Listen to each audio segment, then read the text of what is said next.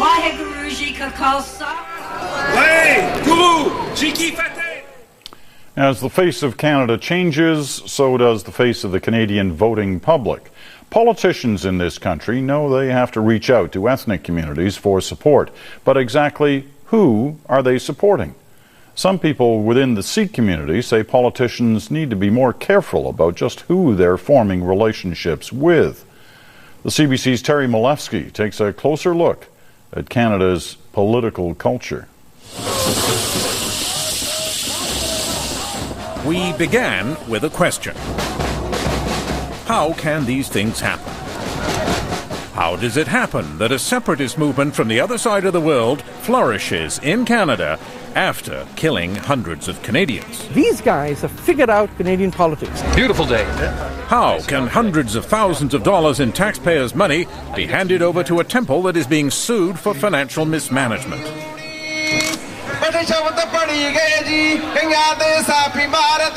And how can a mass murderer be revered in public as a martyred hero? Well, Tarminder Parmar is a martyr of the Sikh nation. Yeah, I love him. He's a great man. How does it happen that people openly wear the colours of a group banned by Canada's government as a terrorist organisation? And what about school kids parading with machine gun logos on their jackets? The guns, cross guns were on the jackets. That were pictures, not real guns. Prime Minister Stephen Harper wallo. Then there are the politicians. How come they're so quiet about the glorification of violence? They're cowards, they're politicians, not statesmen. Well, they are being opportunistic.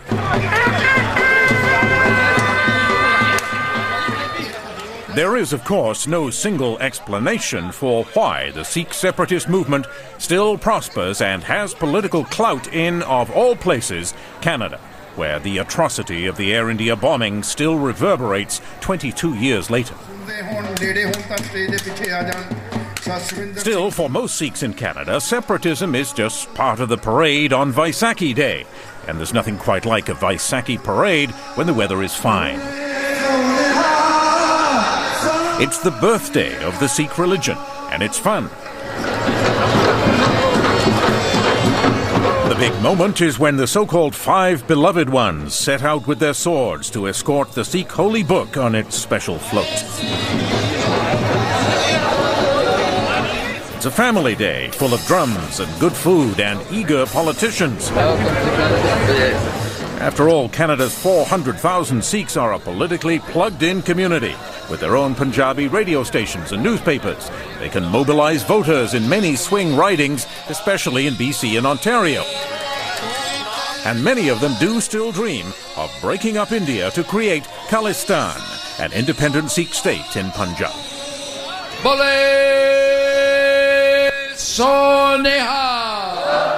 So it's only natural for politicians to try a little Punjabi.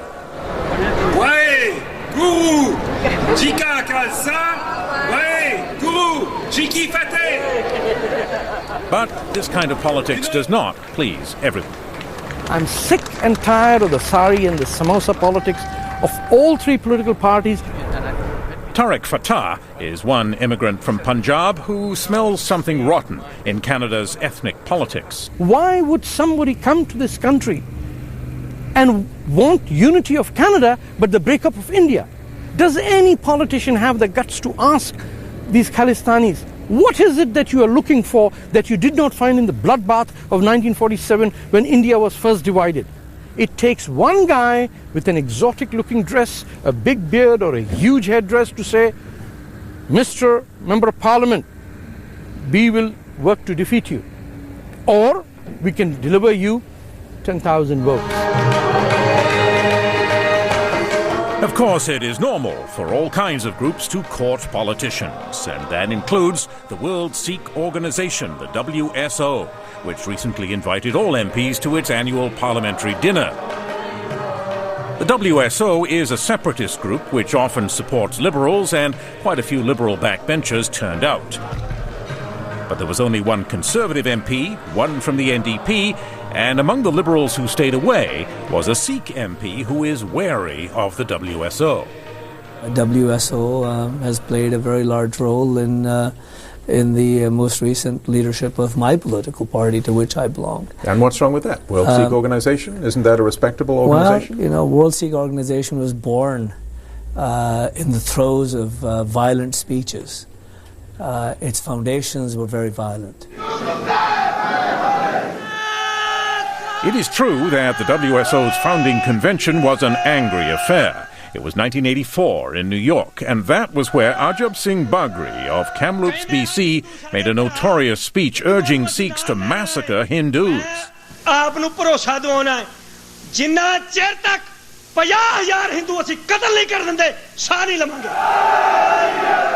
And it wasn't just Bagri. The WSO crowd cheered him on.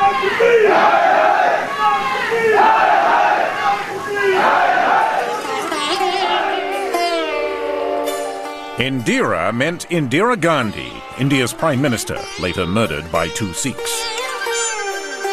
But all of that is not ancient history. It lives on.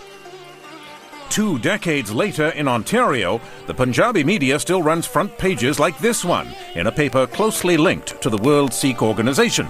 It honors the 2 Sikhs who killed Indira Gandhi, calling them martyrs.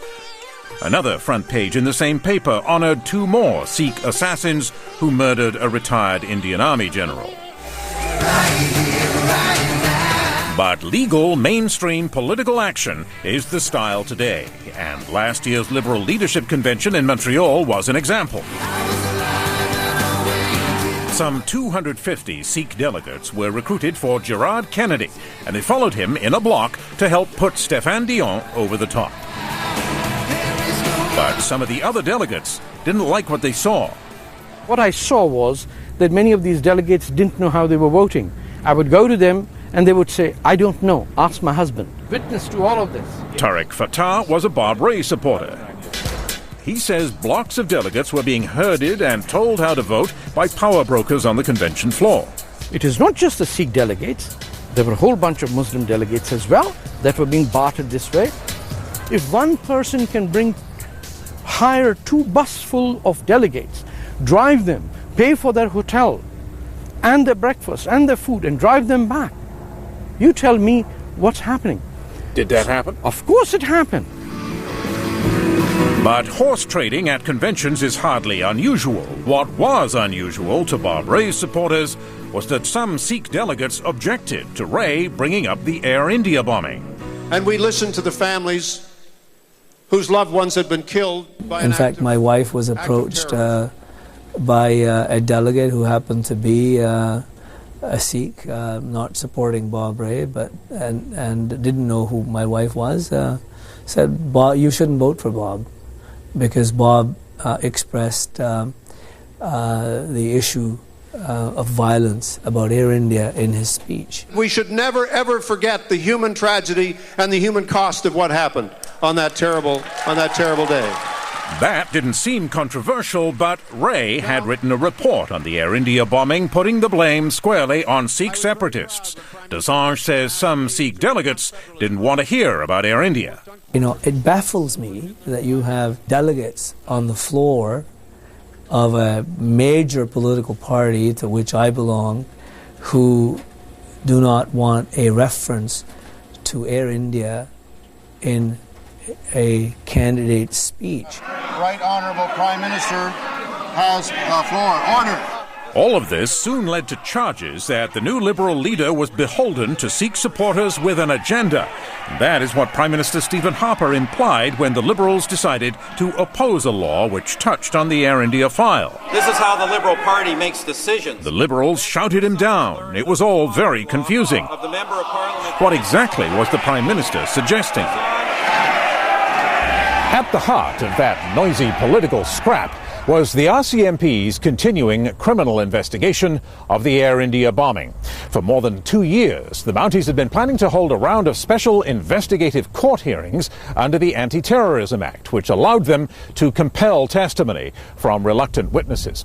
Now, that process has nothing to do with John Major's judicial inquiry, which is not allowed to look at criminal responsibility. That's the RCMP's job. But now, the RCMP's plan for those special court hearings is dead, because the opposition voted down that section of the Act, and the RCMP was not pleased. Deputy Commissioner Gary Bass, who led the Air India probe for years, said of the vote, without doubt it represents a serious and damaging blow. In Vancouver for Vaisakhi Day, Stéphane Dion disagreed. Are you concerned at all that you did a serious blow, as the RCMP put it, to their investigation? I don't think so at all. I don't think so. You're not concerned? Let me make sure I understand your answer. My answer is that it did not hurt the investigation. Dion conceded, though, that he had not been briefed on the investigation, so it wasn't clear why he disagreed with the RCMP. But at this point, there was a whole new problem brewing, and not just for the Liberals. It was the Vaisakhi parade in Surrey. And this was the one where all parties showed up to find the mastermind of the Air India bombing being honoured as a martyr. This year's Vaisakhi parade in Surrey was supposed to be a celebration of the Sikh religion and culture. But the parade was run by a temple with a hardline separatist leadership, and a sign of things to come was a rare public appearance by Ajab Singh Bagri. Bagri, who was acquitted at the Air India trial, remains an important separatist figure as a co-founder of the Baba Khalsa, which is banned as a terrorist organization by the Canadian government, among others. Also at the parade was Ripudaman Singh Malik, another early supporter of the Baba Khalsa, who was also acquitted at the trial. And the organizer of the parade was Pari Dulai, who, until it was banned, used to show off his Baba Khalsa jacket. I would like to introduce Penny Priddy, MP. Also present were plenty of politicians. NDP MP Penny Priddy, Waheguru Ji Ka Khalsa, and Liberal MP Suk Dhaliwal, and two Conservative MPs, Nina Grewal and Jim Abbott, representing the Prime Minister. The Premier of BC, Gordon Campbell, was there too, in an Indian outfit no less. But it wasn't him that made news. And it wasn't the Khalistan signs on the floats. It was the pictures on those floats. Organized by the Temple Committee, the floats honored a lineup of Sikh martyrs and assassins, including the late Talvinder Parmar.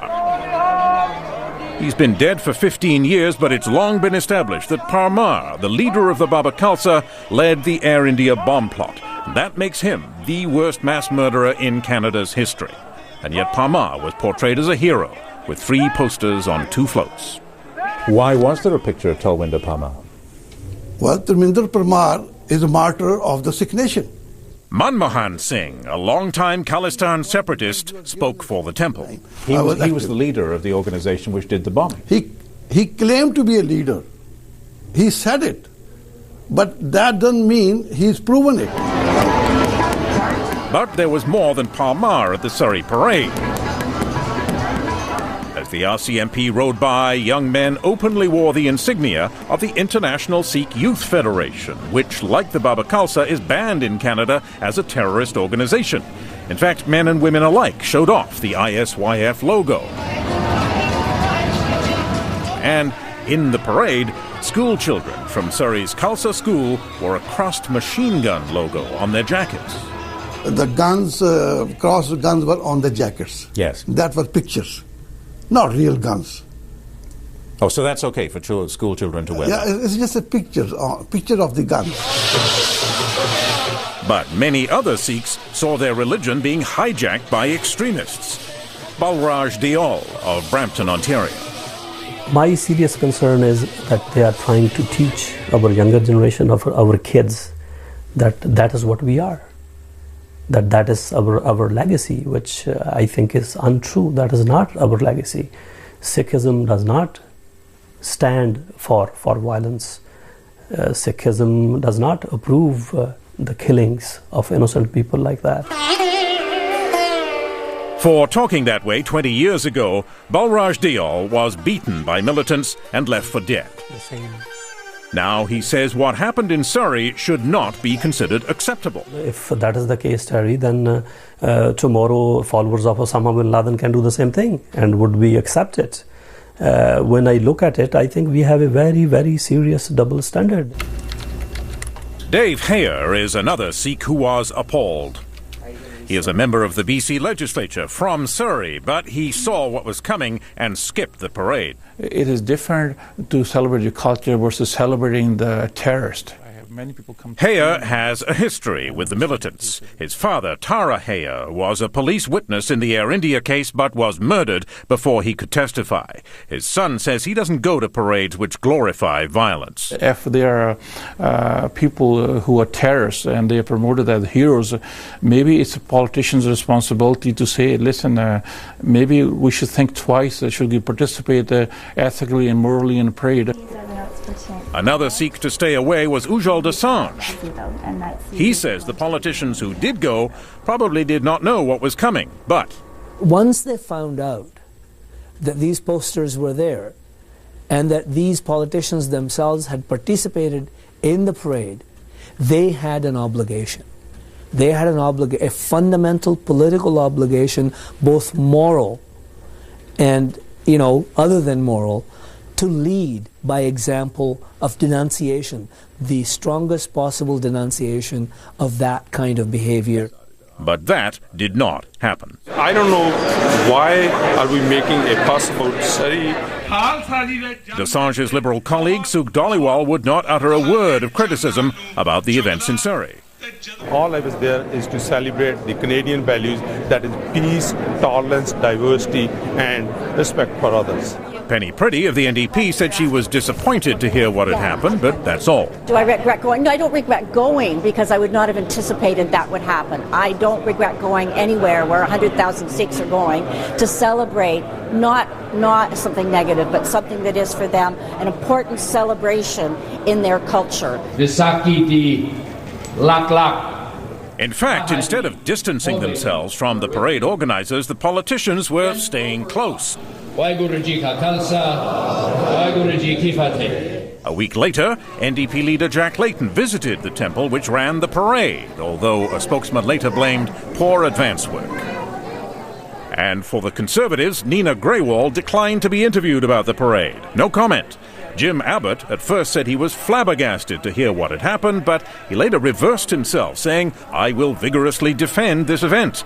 He was defended by Premier Campbell, too. And I'll continue to participate with the community who invite me to be part of that. It took a few days before things changed. Campbell's spokesman later said the Premier was upset by the parade. All helpless community. And the federal government allowed that Conservatives might not show up next year. But these comments came slowly, and Dosanjh never got the denunciations that he wanted. He says many politicians assume wrongly that extremists speak for the majority. Politicians sometimes believe that if they speak out against violence and hatred, somehow they're going to anger the entire community. So they're being intimidated? Well, they are being opportunistic. At John Major's Air India inquiry, this was a sore point for the victims' families long before the Surrey parade. We're here as of right. Last fall, Pervez Madden, who lost her husband in the bombing, took dead aim at politicians who pander to extremists. We need to stop that. We need to stop our politicians from attending those kind of events. I'm sorry, I know it's about your votes, but that's dirty business.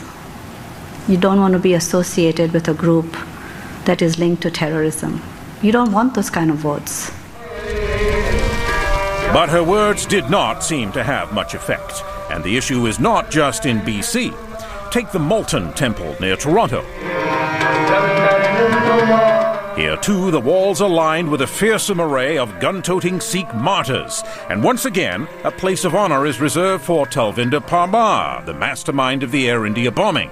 But the provincial government doesn't seem to mind. With all the people here, you have a big parade? Yeah. In fact, Premier Dalton McGuinty's government has recently handed out $750,000 to various Sikh temples, including Bolton, which got $100,000. The money is supposed to help settle new immigrants, but very few strings are attached. The Dixie Temple in Mississauga got $250,000, even though it is being sued over missing revenues. And the Rexdale Temple got $100,000. Not long before hosting a meeting of the Khalistan Liberation Organization, where the old cry of Khalistan Forever was raised. Khalistan! Khalistan! Khalistan! But none of this affected the flow of government money. Well, you ask the Ontario government. They just dished out millions of dollars to all sorts of religious organizations, from the Greek Orthodox to Sikh temples to Muslim mosques. Do you think they could not find anyone in the Sikh community that deserved to integrate new immigrants into this country, rather than give money to temples that say Khalistan Zindabad, which basically says break up India into two countries? But speaking out against separatism can be bad for your health. Ujjal Dosanjh is an example. Some of these hoodlums and goons and gangsters and Gestapo tactic people. Back in '85, Ujjal Dosanjh was nearly beaten to death for taking on the extremists. He was carrying an iron bar. But today he is wondering if that could happen again, because, ominously, he is being reminded of that beating by his enemies in the Punjabi media. We have a huge readership. For years, Sukhminder Hansra, a supporter of the World Sikh Organization, has been running a popular Ontario weekly. It's the one which had that front page praising the killers of Indira Gandhi. This year, Hansra wrote an editorial about the Surrey parade which harshly attacked Ujjal Dosanjh. He's got problems with the community. Community has a problem with him. But Hansra went much further in Punjabi. His editorial said that 20 years ago, one of the Guru's loved ones gave Dosanjh a good thrashing. He goes on, such things are not accepted in these peaceful countries, but... Dosanjh says that's a threat.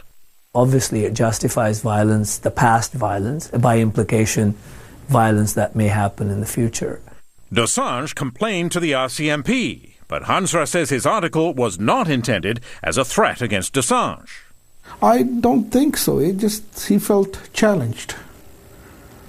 Not threatened, challenged. Such challenges often confront those who speak out about Sikh extremism. They face threats, beatings, and in the case of Dave Hayer's father, murder.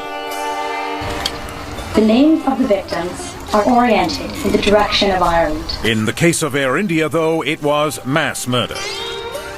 The victims' families recently gathered in Toronto to unveil a new memorial to the 331 people who died. Those families know that their loved ones were killed by Khalistan separatists. And they know, too, that the separatist movement flourishes, even today, in Canada. Tori Milewski, CBC News, Vancouver.